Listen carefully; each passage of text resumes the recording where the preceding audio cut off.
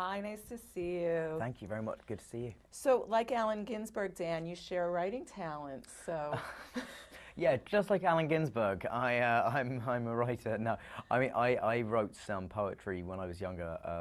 I still write poetry occasionally. Um, when I was 17, I was really proud of those poems, and I'm still very proud of the 17-year-old me for writing those poems. But I'm not. I don't think my work can quite stack up next to Ginsberg's. so you don't have plans to follow J.K. Rowling into literature anytime soon?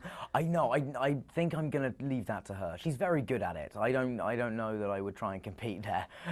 No, I mean I do love writing. I want to write screenplays because I figured if I want to direct at some point, it's probably easier to write something myself than to convince somebody else to give their work to a first-time director. So I'm trying my hand at that, but yeah, a long way off. Lots to learn still. Oh, cool. I'd love to read that. So, I understand, I talked to the director yesterday. I understand that you subscribe to the Renee Zellweger method of acting Which is? by picking songs before each scene. Oh, is that a Renee Zellweger trick as well? Is it? Okay, yeah. I've heard lots of people. It's funny. I've heard lots of people do that.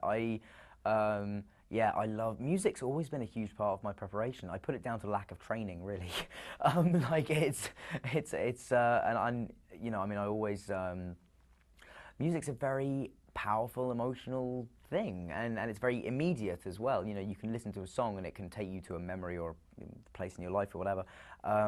So yeah, I definitely use music a lot in all my films that I've done. Yeah. So, give me some examples of some of the songs that led to a scene. For Kill Your Darlings, I was listening to a lot of this lady called Jo Stafford, who I didn't know before, and I was looking up sort of kind of period appropriate music. I mean, she was a little later in the 40s. I think she came to sort of prominence in the 50s, but her voice and her recordings of You Belong to Me and No Other Love are two songs that I used a lot for this film, just because they're beautiful and incredibly sad, but great songs for a sort of unrequited love. Oh, that's a good way in. Yeah. Lovely.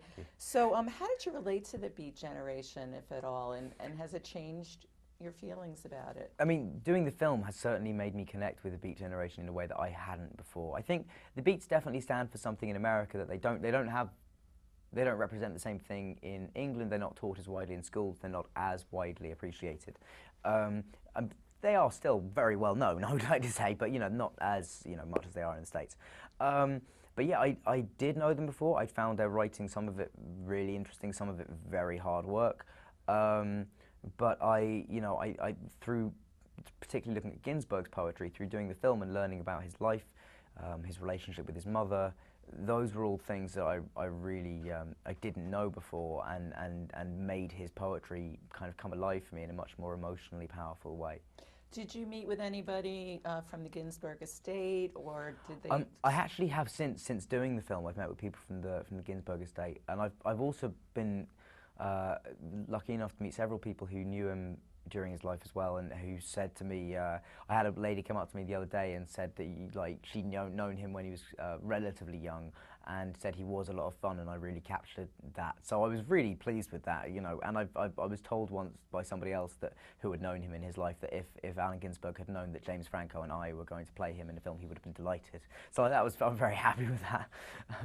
That's a good thing. Yeah.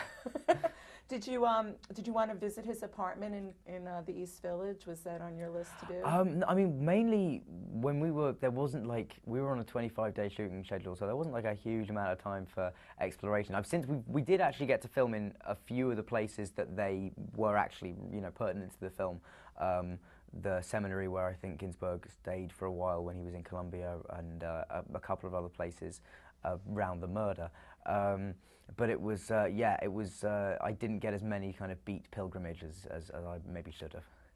Now, Dan, I heard a nasty rumor that you were going to take a break from filming for a while. Yeah, that's not true. I'm taking like a 2-week break. Yeah, I mean, that's what that is. I said in an interview that I at the end of Cripple of Inishmaan, that I was probably going to take some time off this month, which I am.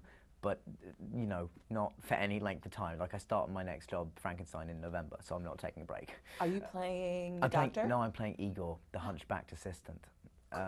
yeah, I'm very excited, and James McAvoy is playing the Doctor, so it's going to be a lot of fun, I think. Great to see you as